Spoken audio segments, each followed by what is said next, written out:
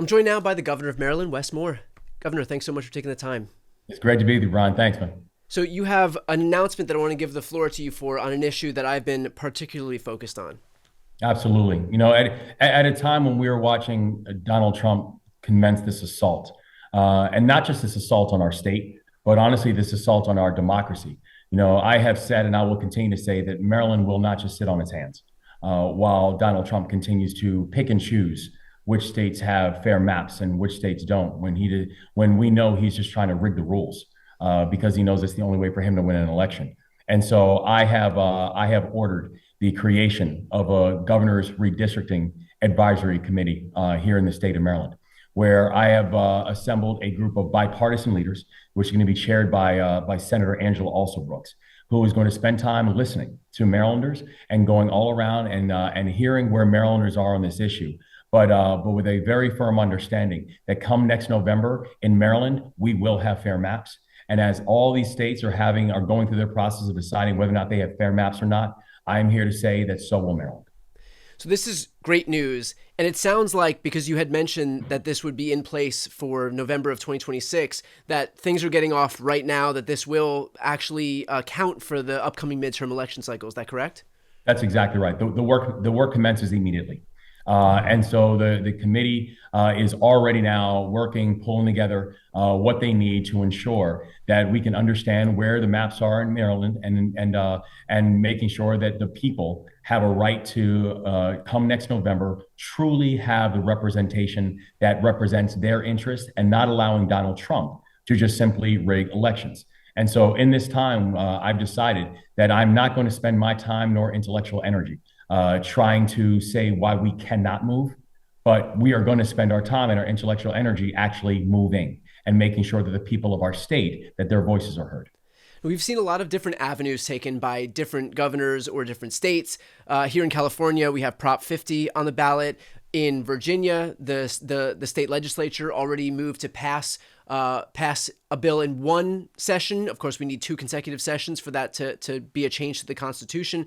But there are different avenues being tried in different states in accordance with whatever their state's laws are. Why did you opt to go the committee route in Maryland?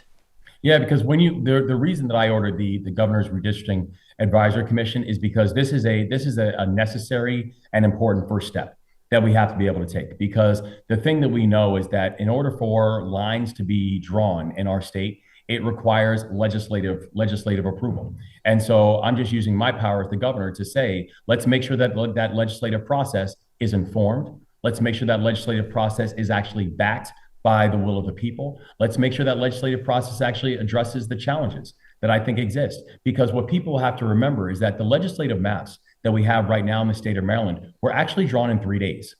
And if you look at the congressional maps that we have around the country, less than 10% of congressional seats are actually competitive.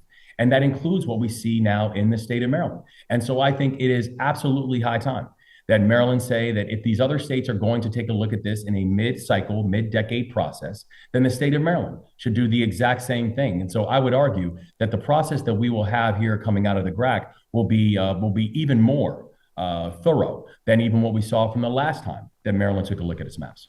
Now, I've been speaking about Maryland quite a bit because there is one legislator in the state legislature over there in Maryland who has presented himself as a bulwark, and that's Bill Ferguson. To what extent will he serve as an impediment to the advisory commission being able to do its work successfully? Well, I've actually asked Senator Ferguson to be a member of the commission. And so I've asked him, I've asked the Speaker of the House, Adrian Jones. We're also going to have our former Attorney General, Brian Frosh, serving the commission, as well as the Republican mayor of Cumberland. And so this is going to be a bipartisan commission where we know that we're going to get to the right answer for the people of the state of Maryland. And the thing that I know with Senator Ferguson is that, we agree that we are in a crisis moment. We agree that we are watching this assault from Donald Trump that is having not just economic implications on the state of Maryland in a way that is not hitting any other state, but also an assault on our democracy.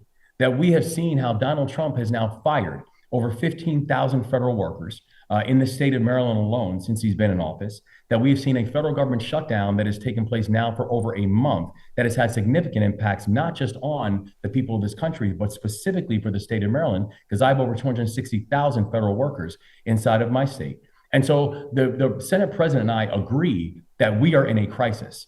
I think what I want to be able to show is I have an urgency in the way we are dealing with this crisis. And I have an aggression in the way we are saying that we are going to defend our democracy and we are not going to allow Donald Trump to pick and choose which states go through redistricting processes. So I have a very real sense of not just not just urgency, but a very real focus on making sure that in this moment, Maryland will not bend the knee to Donald Trump. We will go through our process too and ensure that we have fair maps come next November. And I could just say from my part, and this is like my personal opinion on this, is that I do hope that when this advisory committee comes together and Bill Ferguson is on it, that he recognizes that it is important here not just to say that we stand for good governance and that we should expect that to just happen in a vacuum, that we have to be realistic about the threats that we're confronting right now. And that is that we live in a binary system. It is one side is fighting, and we can either choose to do nothing, we can either capitulate, or we can fight back.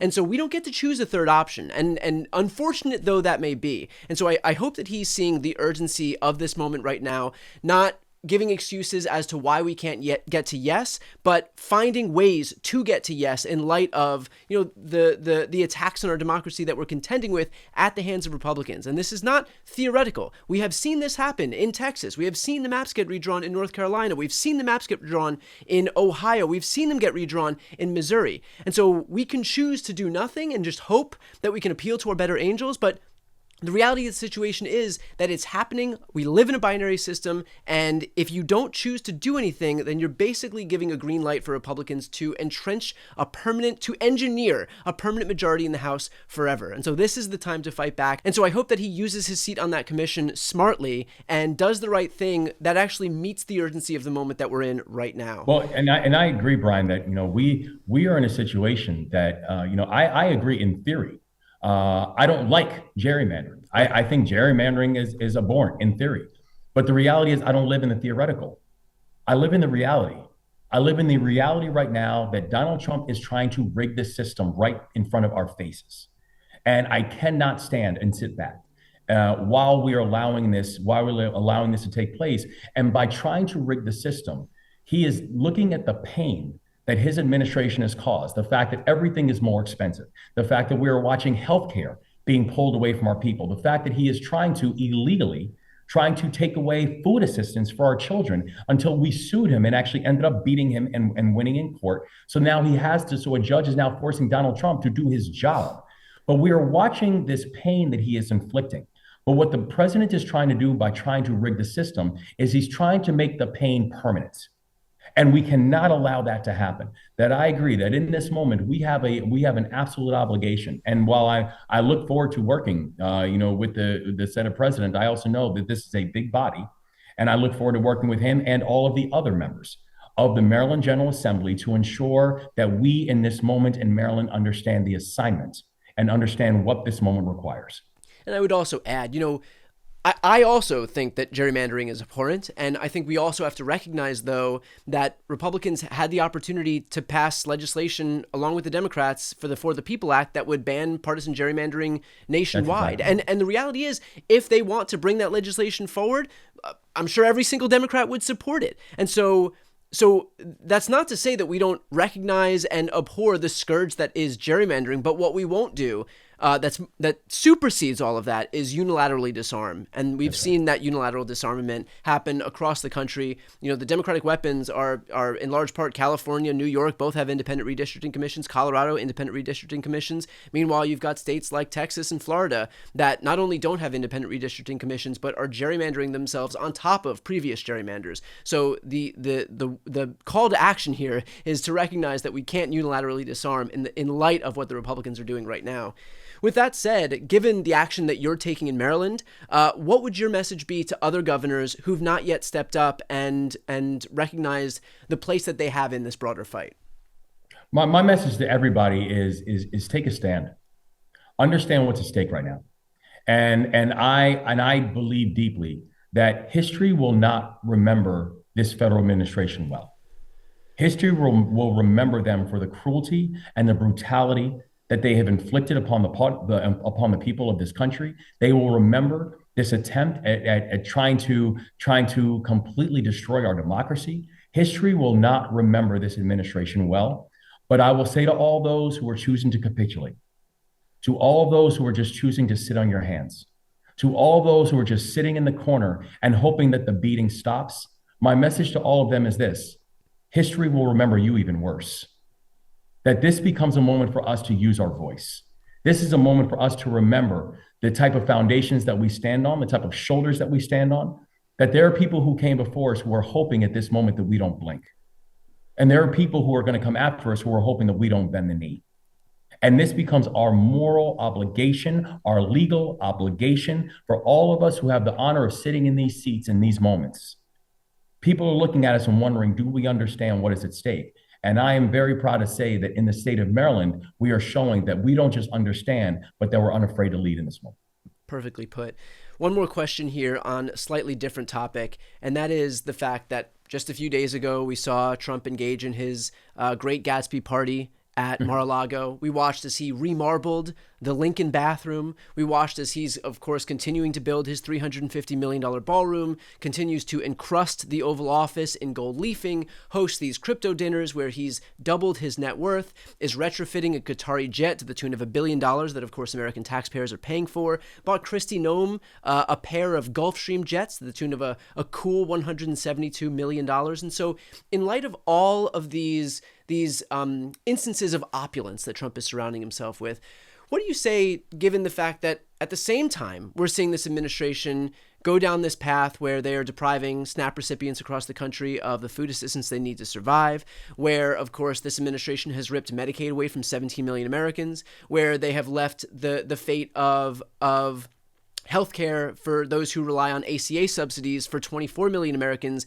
in doubt, and they may very well see their healthcare subsidies double, triple, quadruple, or even more. And so given that disparity, what is your message in light of what we're seeing right now? No, I think, as Maya Angelou said, when someone tells you who they are the first time, believe them. The same time that we are watching ballrooms being built, I was spending my time in Bowie, Maryland, at a food bank, and meeting with a mother who is going through cancer treatments, who is explaining that she now had to go to her children for help because she said she could not make this and do this on her own. That at the same time that he was at Great Gatsby dinners, that he's throwing in honor of himself. That I was actually meeting with the people who are running mobile food units, who are spending their time around military bases, because there are people, military personnel, who now are on food stamps and need those in order to survive. People who are willing to put on the uniform, people who are willing to put the flag of this country on their shoulder, people who frankly were willing to take an oath that the president was not willing to take, who now are on food stamps. That this is real for people.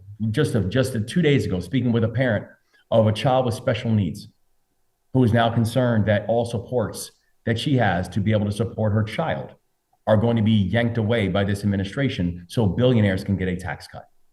So this is not just going to stop just because. The beatings will not stop if we sit quiet. Yeah.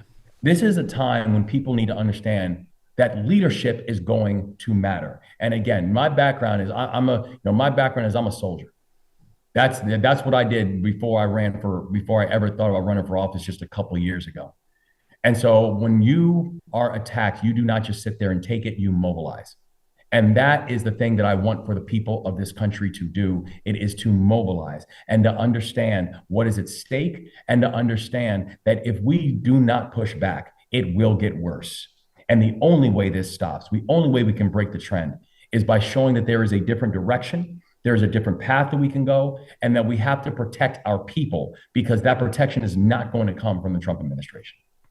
Gov, I appreciate the moral clarity here, and thank you so much for using your position of power to fight fire with fire here. That is something that is so desperately needed. It's an issue, again, that you and I have been speaking about, that I've spoken with nearly every other governor in a blue state where we have the opportunity to fight fire with fire. There hasn't been that much movement, but I'm grateful for the announcement that you made today. So thanks again so much for the time.